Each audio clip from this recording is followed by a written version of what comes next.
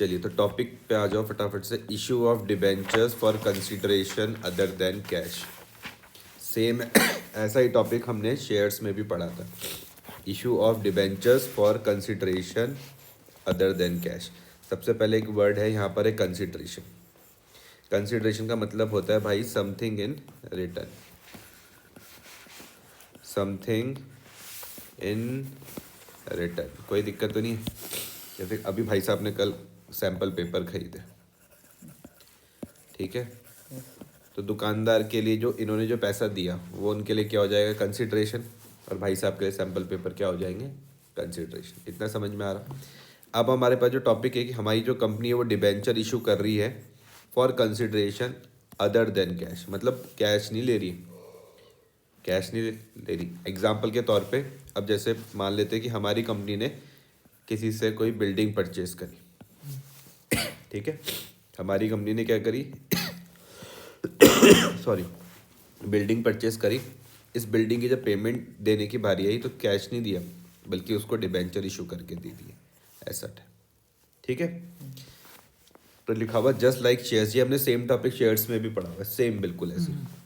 तो डिबेंचर्स में ऑल्सो भी issued for consideration other than cash. पहला है issue of debentures to promoters. सबसे पहले हम बात करते हैं भैया प्रोमोटर्स कौन होता है, बताओ कौन होता है प्रोमोटर्स? आप तो बिजनेस पढ़ ही रहो। जब हमारे यहाँ पे जो फॉर्मेशन ऑफ कंपनी होती है, एग्जाम्पल के तौर पे आप दोनों ने मिलके कोई कंपनी बनाना स्टार्ट करा, तो बिल्कुल फाउंडेशन से जो व्यक्ति काम कर रहा है कंपनी को बनाने में, वो क्या कहलाएगा? कंपनी का प्रोमोटर कहलाएगा, ठीक है सर। बुक में लिखा हो promoters of a company may be issue debentures in the company for the service rendered by them. कहाँ से काम करा प्रोमोटर्स ने? बिल्कुल एकदम फाउंडेशन बनाने से काम करा। बोलो सर। जैसे डिवेंचर इशू करती है, हाँ, बाद में रिडीमेबल होंगे ना, तो उन्हें वो पैसे जिनके बजाय डिवेंचर दिए, तो वो ये जो भी टाइम पीरियड होगा 5-6 साल, उसके बाद उन्हें उतना पैसा तो देना पड़ेगा। हाँ बिल्कुल, ठीक है। अब यहाँ पर क्या है कि हमने क्या करा, पहले प्रोमोटर्स समझ गए ना कौन है? इस प्रोमोटर्स ने अपनी क्योंकि देखो जब कंपनी स्टार्ट हो रही होगी उस टाइम तो कोई धंधा होएगा नहीं। समझ में आई बात या नहीं आ रही? तो इसको क्या बोलते हैं? इनकॉर्पोरेशन कॉस्ट और प्रीलिमिनरी एक्सपेंसेस। इनकॉर्पोरेशन शब्द का क्या मतलब है? अभी कंपनी बन रही है भाई, अभी काम करना शुरू नहीं है, स्टार्टिंग चल रही है अभी, तो उस टाइम के जो खर्चे रहेंगे। या प्रीलिमिनरी मतलब पहले, कंपनी बनने के पहले के जो खर्चे, समझ में आया? ये खर्चा कौन कर रहा है? ये खर्चा भैया प्रोमोटर्स करते हैं। समझ में आ रहा? कोई दिक्कत तो नहीं है? अभी न्यू ईयर का टाइम आ ही रहा है, आप लोगों ने क्या एक काम करते हैं, न्यू ईयर की पार्टी अरेंज करते हैं, सपोज करते हैं। इस पार्टी का तुमने बजट तय कर लिया, मान लो 5 लाख रुपए। तो अभी तो स्टार्टिंग में 5 लाख रुपए आप को अपनी जेब से देने पड़ेंगे ना। फिर ये पार्टी होएगी, इसके टिकट विकेट वगैरह जो भी रहेगा बिकेगा, तब जाके आपको पैसा मिलेगा, लेकिन स्टार्टिंग में तो आपको अपनी जेब से देने पड़ेंगे। तो सेम इसी तरीके से अगर आप कंपनी के पॉइंट ऑफ व्यू से सोचो तो उसके लिए वर्ड क्या आ रहा है? इनकॉर्पोरेशन कॉस्ट आ रहा है या फिर प्रीलिमिनरी एक्सपेंसेस आ रहा है। प्रीलिमिनरी वर्ड का मतलब क्या होता है? कंपनी बनने से पहले का जो खर्चा है। आई बात समझ में? कोई दिक्कत तो नहीं? और टू प्रोमोटर्स जब यहाँ पे लिखा हो तो कंपनी क्या करी? लायबिलिटी क्रिएट कर रही है। कोई दिक्कत तो नहीं है? इनकॉर्पोरेशन कॉस्ट और preliminary expenses D R to promoters. समझ में आया? मान लेते कंपनी बनने से पहले का खर्चा मान लो 10 लाख रुपए हो गया, तो प्रोमोटर्स के बन रहे कितने? 10 लाख रुपए, ठीक है। अब जब पेमेंट करने की बारी आई, प्रोमोटर्स को पेमेंट करने की बारी आई, तो कंपनी कहती है कि भैया हम आपको पैसे देने के बदले में डिबेंचर्स इशू कर देते हैं। अब भाई बात समझ में नहीं आ रही है? कोई दिक्कत तो नहीं? ऐसे करके दूसरा केस है issue of debentures to underwriters. अब इस व्यक्ति का काम समझना क्या होता है। अंडर राइटर्स क्या करता है कि जब हमारी कंपनी को शेयर्स इशू करने होते हैं या किसी भी तरीके की सिक्योरिटी मार्केट पर इशू करनी होती है, तो हमारे लिए ये सामने से शेयर्स होल्डर्स अरेंज करने का काम करता है। इसको बोलते हैं अंडर राइटर्स। क्लियर हो? शेयर्स इशू करने। हाँ, आया समझ में? जैसे सपोज करते हमने कहा कि मान लेते कंपनी है रामगोलिया सिटी, इनका एक प्रोजेक्ट बजट चाहिए, मान लो इनको 5,000 करोड़ रुपए का, इन्होंने मार्केट में इसके शेयर्स इशू करे। अब ये करते हैं इनके पास एक अंडर राइटर आ गया दिव्यन, तो दिव्यन के क्या कहता है कि भाई तेरे 5,000 करोड़ मार्केट से मैं तुझको दिलवा दूंगा, लेकिन बदले में अपनी फीस चार्ज करूंगा, जिसको हम बोलते हैं अंडर राइटर्स कमीशन। एक बार फिर समझा तो। ये कोई बिजनेस है, हाँ बिजनेस को भैया मार्केट से पैसा रेज करना है, हाँ 5,000 करोड़ रुपए। हाँ अब ये व्यक्ति डायरेक्ट मार्केट में नहीं जाना चाह रहा, हाँ। इसने एक बंदे को पकड़ लिया, इसका नाम है अंडर राइटर। दलाल कह दो। दलाल नहीं, अंडर राइटर्स। अंडर राइटर्स क्या करेगा, इसको मार्केट से ये पैसा अरेंज करके दे देगा, लेकिन बदले में इस काम के लिए अपनी क्या लेगा, कमीशन लेगा। तो इसमें अंडर राइटर कमीशन डेबिट हुआ क्योंकि उसने करा। क्योंकि अब ये सारी एंट्री तुम जो ये देख रहे थे, ये देख रहे थे, ये देख रहे थे, कोई भी एंट्री देखो कंपनी के हिसाब से देखो। तो रियल लाइफ में भी होता है इतने पैसे अरेंज? हाँ हाँ बिल्कुल भाई। द कंपनी में allot debentures to underwriters to pay their commission. Under writers का काम समझ गए। हाँ और फर्म के लिए तो खर्चा ही है, तो एन माइनस का रूल तो लग ही रहा। और किसको देने, अंडर राइटर्स को मान लेते हैं, इनके 1 करोड़ रुपए बन रहे। तो शाम को एक कंपनी अंडर राइटर्स बैठे साथ में, इन्होंने कहा भाई एक काम कर, पैसे तो हम पे है नहीं, इसके बदले में डिबेंचर्स इशू करके दे देते हैं। तो ये underwriter commission debit to underwriter account फिर से क्यों हुआ? कहाँ हुआ? Underwriters to percentage debenture account है ये ऊपर वाला ये तो खर्चा है ना, एन माइनस डेबिट में तो खर्चा दिखाते हैं, ये लायबिलिटी के क्रिएट हो रखी है। अच्छा बाद में आएगी वो। ठीक समझ। आया समझ में? अगर मान लेते इसको हम पैसा दे देते, अंडर राइटर्स को अगर हम पैसा दे देते, एंट्री फिर ये बन जाती, underwriters account debit to bank account, लेकिन पैसा तो हम दे नहीं रहे, उसको बदले में हम डिबेंचर्स इशू कर रहे हैं। कोई दिक्कत है? अंडर राइटर समझे, ये प्रमोटर समझे। एक बार प्रमोटर्स तो समझ गए तुम, हाँ कंपनी को बनने से पहले की कहानी है। हाँ हाँ हाँ अंडर राइटर तुम समझ ही गए। हाँ हाँ। लो तुम्हारे से याद रहेगा तुमको जुगाड़, किस चीज़ का जुगाड़ करा इसने, पैसों का जुगाड़ करा कंपनी, लेकिन कह रहा मैं फ्री में नहीं करूँगा, क्या लूँगा बदले में, कमीशन। तो ये जो अंडर राइटर्स की जो कमीशन है, ये क्या है, खर्चा है। और यहाँ पे कंपनी की लायबिलिटी खड़ी हो गई, पैसे देने की बारी आई तो वो बोल रहे भैया हम पैसे नहीं दे रहे, डिबेंचर्स इशू कर रहे सर ये अंडर राइटर कंपनी है? हैं। नहीं, कंपनी भी हो सकती है, कोई व्यक्ति भी हो सकता है। अंडर राइटर्स कंपनी भी हो सकती है, कोई व्यक्ति भी हो सकता अच्छा पहले आ गया इनकॉर्पोरेशन कॉस्ट और प्रीलिमिनरी एक्सपेंसेस टू प्रमोटर्स, जो बनने से पहले का खर्चा, फिर प्रमोटर्स को पैसे दिए, डिवेंचर्स है। पैसे नहीं दिए, डिवेंचर्स दिए, हाँ, डेबिटेड टू। तभी तो टॉपिक का नाम है consideration underwriters commission to underwriter to debentures. Simple. हाँ अगला बोलते हैं अब यहाँ पर एक नाम आता है वेंडर। कौन होता है ये तो तुमको पता ही है, वेंडर नाम तो तुमने सुना ही होगा, हाँ है ना, जिससे हम कोई सामान परचेज करते हैं, है ना। तो sometimes a company purchases some assets from the vendor and instead of paying the vendor in cash the company may decide to issue debentures. हमारे यहाँ पे ये सुंदर प्यारी कंपनी है, इस कंपनी ने सपोज करते किसी वेंडर से कोई चीज़ परचेज करी। एग्जाम्पल के तौर पे मैंने कहा ये कोई कंस्ट्रक्शन कंपनी है, इन्होंने क्या करा, ये कंपनी दूसरी है, ये सेकंड नंबर कंपनी से क्या कर लिया, सीमेंट खरीद लिया, तो ये इनके लिए वेंडर हो गए। सिंपल, इस कंपनी के लिए वेंडर हो गया। पेमेंट करने की बारी आई तो वो कह रहे हैं हम आपको डिबेंचर्स इशू कर देंगे। ठीक है भाई साहब, कोई दिक्कत तो नहीं है। तो इस केस में हम लोग क्या बोले, डिबेंचर्स आपके पास इस केस में पार पर भी इशू हो सकते हैं, प्रीमियम पर भी इशू हो सकते हैं और डिस्काउंट पर भी इशू हो सकते हैं। मतलब 100 रुपये का डिबेंचर 100 रुपये पर भी इशू किया जा सकता है, 100 रुपये का डिबेंचर प्रीमियम मतलब बढ़ा के भी इशू किया जा सकता है, 100 रुपये का डिबेंचर डिस्काउंट मतलब 95 पर भी इशू किया जा सकता है। कोई दिक्कत तो नहीं है भाई साहब।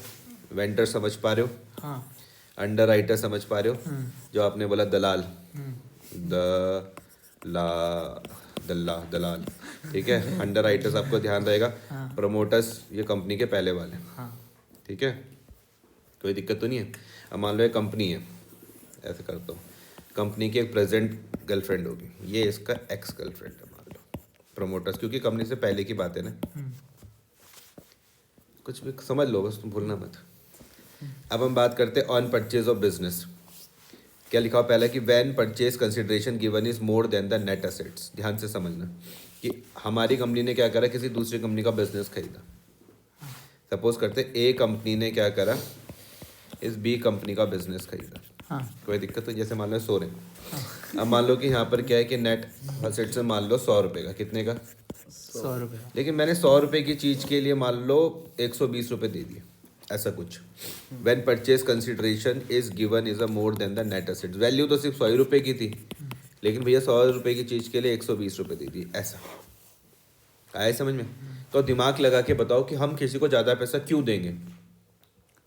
क्योंकि हम थोड़े टाइम बाद पेमेंट कर रहे नहीं नहीं नहीं नहीं, ये भी एक कारण हो सकता है, लेकिन हम इसलिए देंगे क्योंकि उसकी उतनी गुडविल होगी। क्या होगी? हैं। गुडविल। आई बात समझ में? आ गई? कोई दिक्कत तो नहीं है? ये क्या फिल इन द ब्लैंक्स? कौन सा filling the blanks? Balancing figure ये ये एक बार समझे? इसकी एंट्री समझा दो क्या है। सब समझाऊंगा मैं, कोई दिक्कत नहीं। पहले ये समझो कि सपोज करते हैं आप किसी का बिजनेस खरीदने गए, उसके बिजनेस की वैल्यू 100 रुपए, लेकिन आप उसको 120 रुपए देकर आगे। मैंने कहा भैया 20 रुपए फालतू क्यों दिए? तो तुमने कहा भैया इसलिए दिए क्योंकि उसका बिजनेस का नाम था। 20 रुपए तो गुडविल। अब बात करते हैं नेट असेट्स का मतलब क्या होता है। इसका मतलब होता है असेट्स माइनस लिएबिलिटीज। नेट असेट्स का मतलब क्या हो जाएगा? असेट्स में से लिएबिलिटीज को क्या करेंगे? माइनस करेंगे। कोई दिक्कत तो नहीं? बी अब पार्ट करा रहे हो? नहीं नहीं, ए करवा रहा हूँ अभी तो। तो जब हम किसी का बिजनेस खरीदते हैं तो हम उसकी लाइबिलिटीज़ तो खरीदते ही हैं, सॉरी असेट्स तो खरीदते ही हैं, उसकी जो लाइबिलिटीज़ होती है वो भी हमारी बन जाती है। आ रही है बात समझ में? आ नहीं आ रही? तो असेट जब बढ़ते हैं तो हमने उसको कहाँ लिखते हैं? डेबिट में। लाइबिलिटी कहाँ आती है? क्रेडिट में। और जितने में बात हुई वो यहाँ आ जाएगा। एग्जाम्पल के तौर पे कुछ इस तरीके से समझो, ऐसे करके समझो। देखो थोड़ी सी मेहनत मैं भी कर लूँ। ये आपके पास कंपनी है ए, ठीक है भाई, ये कंपनी है आपके पास बी। आपको ए कंपनी के पॉइंट ऑफ व्यू से सोचना है, आपको भी ए कंपनी के हिसाब से समझना है, मैं भी ए कंपनी के हिसाब से बता रहा हूँ। ए कंपनी ने बी कंपनी का बिजनेस खरीदा, ये दोनों बैठे हुए थे और बैठ के बात हुई और ए के इस बिजनेस की वैल्यू तय हुई, जिसको हम क्या बोलते हैं? Purchase consideration. इसको हम क्या बोलेंगे? Purchase consideration. सपोज करते वैल्यू तय हो गई 100 करोड़ रुपए, समझ में आया? इसको बोलते हैं भैया परचेज कंसिडरेशन। बी बोलता है मैं अपना बिजनेस ये बेचूंगा 100 करोड़ रुपए में। इसने कहा ठीक है भाई 100 करोड़ रुपए, ठीक है।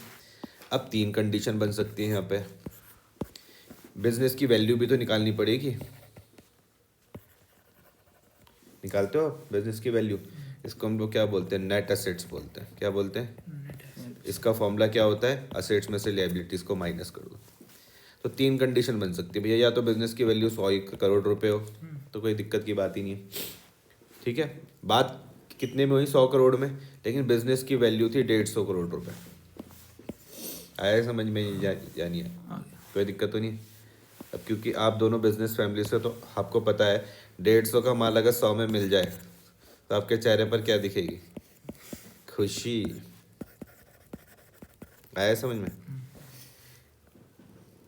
इसको भी पास करवाना है, ओपन बोर्ड की है मेरी दोस्त के। और इसको जब तुम्हें खुशी मिलेगी तो खुशी मत लिख के आना, इसकी जगह आता है कैपिटल रिजर्व। आई बात समझ में भाई साहब? Balancing figure. अब समझ में आया? यहाँ तक तो कुछ बच ही नहीं रहा। लेकिन अगर सपोज करो नेट असेट्स 90 करोड़ के थे और तुम डील करके आगे 100 करोड़ में, तो घर वालों का जवाब तो दोगे? तो बोलोगे सर या जो भी, हमने इसलिए पैसे दिए फालतू क्योंकि उसकी भाई की क्या थी? गुडविल थी। अब आई बात समझ में? यहाँ पे तो कुछ बंद ही नहीं रहा। ये है भाई साहब बात समझ में? समझ। पक्का? कोई दिक्कत तो नहीं? आ जाओ किताबों में।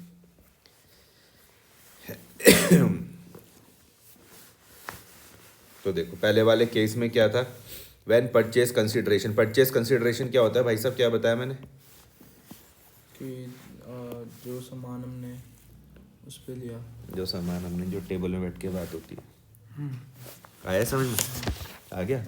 अगर हम कल के दिन तुमसे फ्लैट खरीदने आए और टेबल में बैठ के जो हमने बात करी, जो फाइनल डील होगी, वो परचेज कंसिडरेशन। ठीक है। अब आया समझ में? बोलोगे तो नहीं? उसको बोलते हैं परचेज कंसिडरेशन। लेकिन सपोज करो ध्यान से, टेबल में बैठ के बात होती है 50 करोड़ की, लेकिन प्रॉपर्टी की वैल्यू थी मान लो 60 करोड़ रुपए। तो तुम 60 करोड़ की चीज़ के लिए 50 क्यों दे रहे हो? क्योंकि टेबल के नीचे ही बात हुई ना, टेबल के नीचे नहीं। टेबल के नीचे की कोई बात नहीं। आप इसलिए दे रहे हो क्योंकि भैया 10 करोड़ रुपए की उसकी गुडविल होगी। आया समझ में? किसकी गुडविल होगी? जो हम जिसका बिजनेस खरीद रहे हैं, तभी तुम फालतू पैसे दे रहे हैं।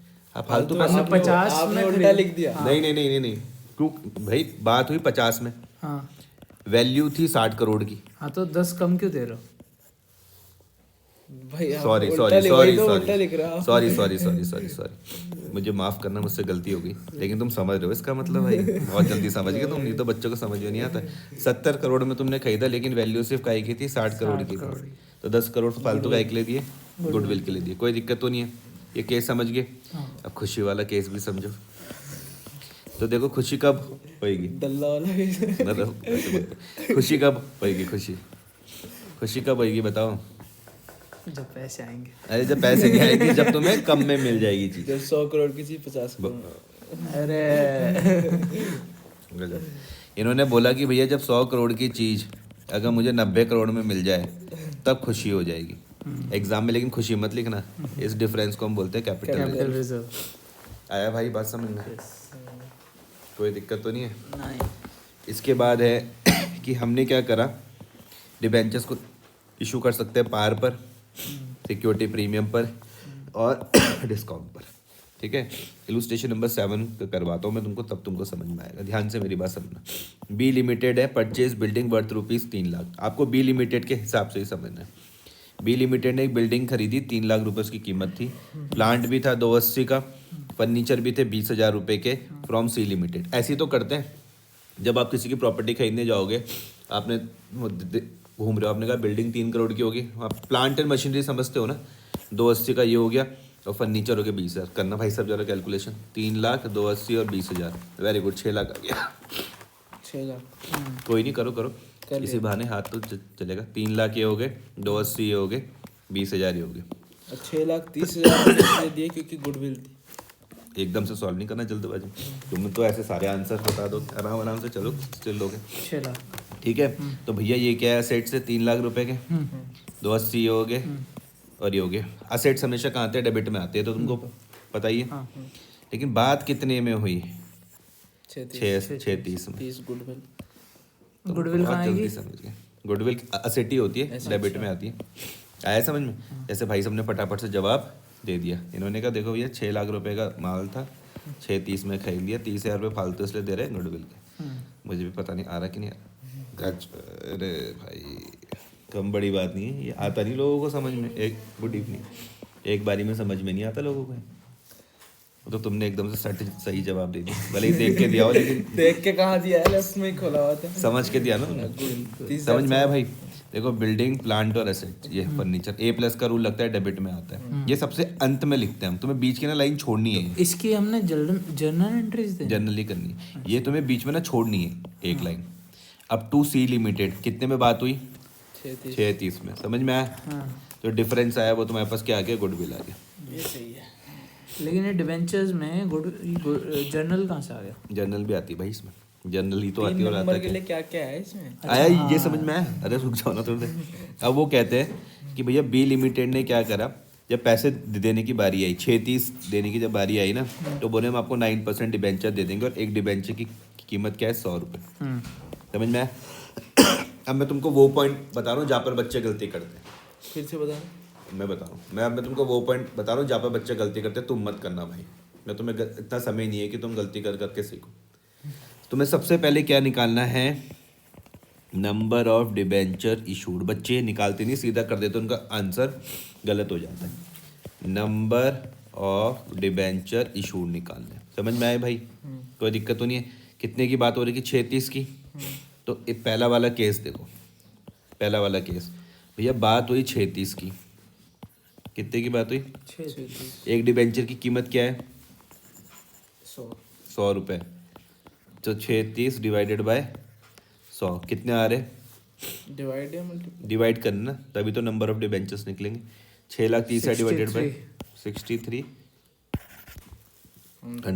ये काम करना है, बच्चे ये स्टेप खा जाते हैं, उनका क्वेश्चन वो हो जाता है गलत। समझ में आया? दूसरे में डिबेंचर को हमने प्रीमियम पर इशू करा 25%। तो अब हम उससे 25 कर देंगे। समझ में आया? तो भैया क्या हो जाएगा? 6300 डिवाइडेड बाय 125। करो सॉल्व। 6300 divided by 125।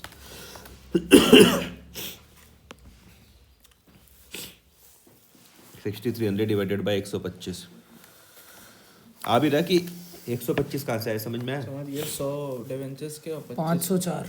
504 हो गए। 504 तो ये फिर 630 होगा फिर ये कितना आया था? 6,30,000 डिवाइडेड बाय 100। ये तो 2 जीरो हटा दो ना सर यहाँ पे, सही तो है। तो ये फिर 504 क्यों आ रहा है? देखो 6300। 63। अरे भाई 6,30,000 है परचेस कंसिडरेशन। तो ये सारा पूरा डालना है। हाँ तो पूरा ही तो 4 करोगे जीरो आएंगे। तुम तो। बिल्कुल जीरो खा गए बीच बीच के। कहाँ डालना है ये? परचेस कंसिडरेशन से ही तो बात होएगी। डिवाइडेड बाय कितना? 125। 5040। आया समझ में? अब ये भी करो जब डिस्काउंट था 10% का। क्या करो करना है? -10%। तुम ना मैथ्स की कैलकुलेशन मत 6,30,000 divided by 10। Divided by 90 90 sorry 90। 90। अच्छा 30 डिवाइडेड बाय 90। 6,30,000 7,000। Divided by. देखो ये स्टेप मत खाना, बच्चे स्टेप खा जाते हैं। देखो सुनो ध्यान से। सबसे पहले आपको नंबर ऑफ डिबेंचर्स निकालने पड़ेंगे। जब जब कीमत बढ़ती है, अरे तुम्हें पता ही है, सिंपल, कीमत बढ़ेगी तो हम कम क्वांटिटी खरीद पाएंगे। लॉजिकली डिवाइडेड बात बाय है। 90 क्यों करा हमने? अभी 10% का डिस्काउंट है ना। 100 में से 10% का डिस्काउंट है, 90 आ गया। देखो एक सिंपल सी बात समझना, अगर कीमत बढ़ेगी तो क्वांटिटी कम हो जाएगी भाई। आ रहा है समझ में? और कीमत बढ़ जाएगी तो क्वांटिटी कम हो जाएगी, कीमत कम हो जाएगी तो क्वांटिटी क्या हो जाएगी? बढ़ जाएगी। ये स्टेप मत खाना। 6300 5040 7,000। कोई दिक्कत तो नहीं?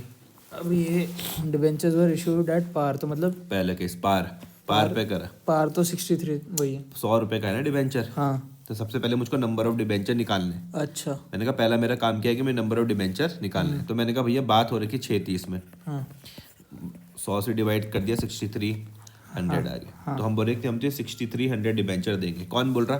बी लिमिटेड बोल रहा सी लिमिटेड को। आ रहा समझ में? दूसरे वाले केस में जब प्राइस बढ़ गया, 25% प्राइस बढ़ गया, तो अब उससे 63 तो दे नहीं सकते। अब हम सिर्फ उसे 5040 ही देंगे। हाँ आया समझ में? बी वाले में बी वाले केस देख लो ना भाई। अगर तुम्हारी प्रॉपर्टी के रेट बढ़ गए तो क्वांटिटी कमी तो हो जाएगी। आ रहा समझ में? निकालना अगर- 6,30,000 से ही है। हाँ तो जब बात ही 36 में ठीक तो रखी तो ठीक हाँ है, ठीक समझ समझ आया समझ में? लेकिन अगर 90 रुपये प्राइस रहा, अगर 90 रुपये प्राइस रहा ज़्यादा तो देंगे। फिर ज़्यादा नंबर ऑफ डिबेंचर्स हो जाएंगे। बच्चे स्टेप खा जाते हैं, मैं तुमको फिर बता रहा हूँ। कोई दिक्कत तो नहीं है तो एक बात बताओ, यहाँ आपने 125 क्यों लिखवाया हमसे?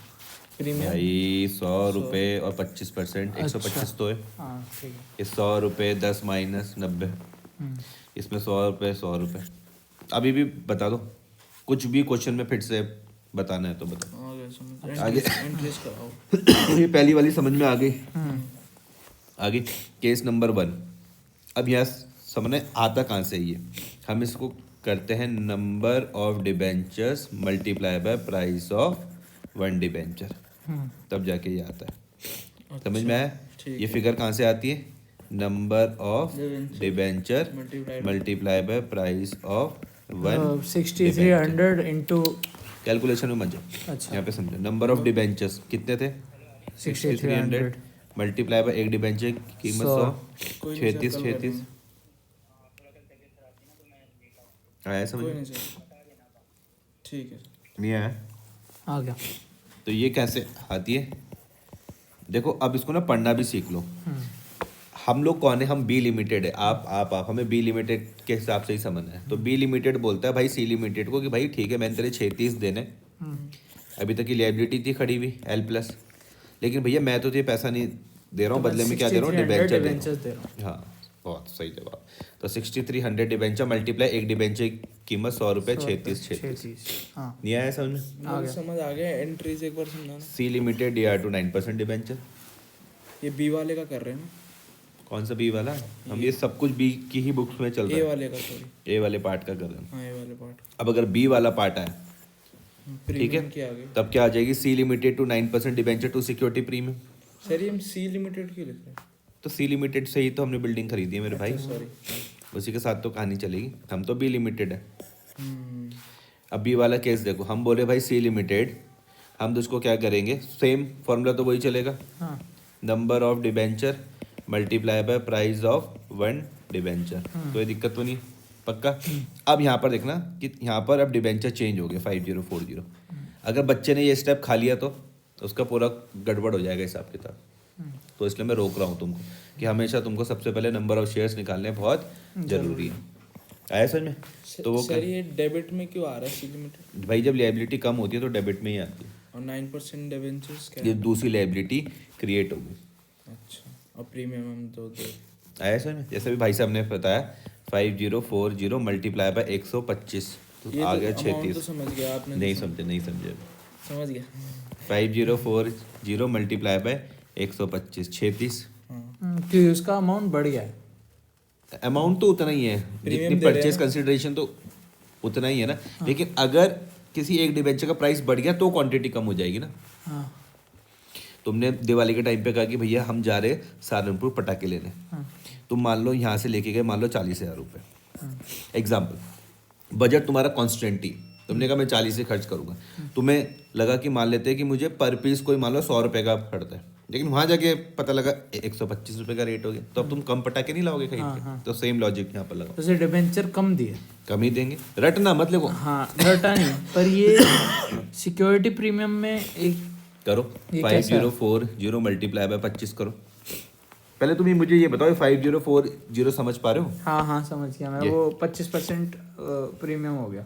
630 डिवाइड ये तुमने ये किया था अभी 6,30,000 डिवाइडेड बाय 125। सर पहले हम इस 6,30,000 डिवाइडेड बाय 125। हाँ पहले इस ये amount केस को- है, ये A B C ये 3 कंडीशन है, ये समझो। हाँ पहले हम डिवाइड करके इसका अमाउंट निकालेंगे अमाउंट नहीं, हमेशा नंबर ऑफ डिबेंचर्स निकालेंगे। डिवेंचर्स निकालेंगे उसके बाद हम मल्टीप्लाई करेंगे हाँ। इसे।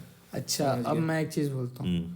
कि उसे पैसे हमने उतने ही देने हैं। पैसे तो देने ही नहीं है, डिबेंचर हमने डिबेंचर्स, उतने ही हाँ। देने हैं, उससे ऊपर नहीं देने ना वो उतने- फिक्स्ड है। हाँ नहीं, उतने रुपए के डिबेंचर देने हैं। उतने रुपए के डिबेंचर देने हैं, हाँ वो फिर- डिबेंचर ऊपर नीचे हो सकते हैं हाँ, प्राइस अब में चेंज होने डिबेंचर के वजह ऊपर हो गया मतलब 25% बढ़ गया। तुम मेरा एक बात समझो, तुम यहाँ से 40,000 रुपये लेके गए थे पटाखे खरीदने, तुम्हें लगा कि एक पीस मुझको 100 रुपये का मिलेगा, सिंपल सी बात है, समझ में आ रही बात या नहीं आ रही? लेकिन जब तुम वहाँ पे गए एक पीस की कीमत 125 रुपये होगी, तो तुम ज़्यादा खरीद के लाओगे कि कम लाओगे खरीद के?